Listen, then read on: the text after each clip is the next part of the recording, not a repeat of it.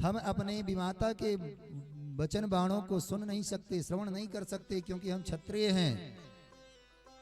हम क्षत्रिय हैं। क्षत्रियों का स्वभाव ही ऐसा होता है कि अगर कोई चैलेंज कर दे तो पिताजी ही क्यों न हो, भाई ही क्यों न हो, अगर कोई ललकार दे तो युद्ध के लिए तैयार हो जाते हैं।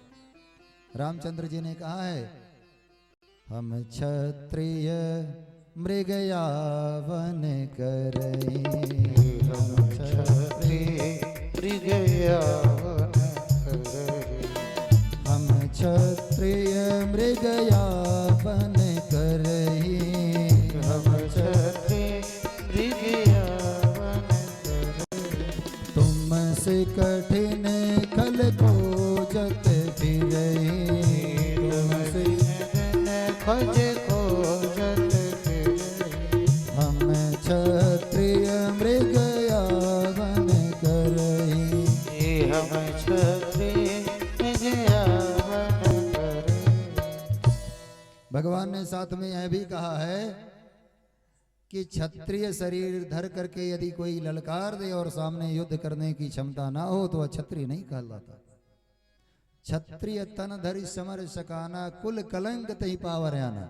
ऐसे मूर्ख और जो है कायर को तो जो है कुल कलंकित तो हो जाता है कि कोई ललकार दे और अपने प्राणों की चिंता करके वह युद्ध न करे।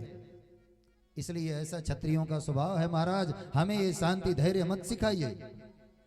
ज्ञान आप दे रहे हैं बहुत अच्छी बात है, लेकिन हमको वह बात बताइए कि हम भगवान को कैसे प्राप्त करें।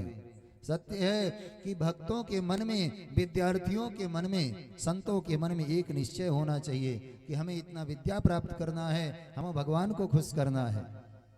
नहीं तो बिना पेंदे के लोटे जिधर जो है ढाल पड़े उधर मुड़ जाए तो कोई लक्ष्य सिद्ध नहीं होता है। इसलिए कहते हैं कि एक निश्चय होना चाहिए। ऐसा कह करके जब ध्रुव जी के तेज को उन्होंने देखा तो उन्होंने कहा, अहो तेज है क्षत्रियाणाम मान भंगम वृश्यताम। इस क्षत्रिय बालक को तो देखो, अभी 5 वर्ष का है, 5 वर्ष का है, और जो है इसका जो है तेज तो देखिए। पहले के क्षत्रिय होते थे, अनेकों राक्षस खड़े हों और सुन गए कि कोई कुलीन क्षत्रिय आ रहा है तो भगदड़ मच जाती।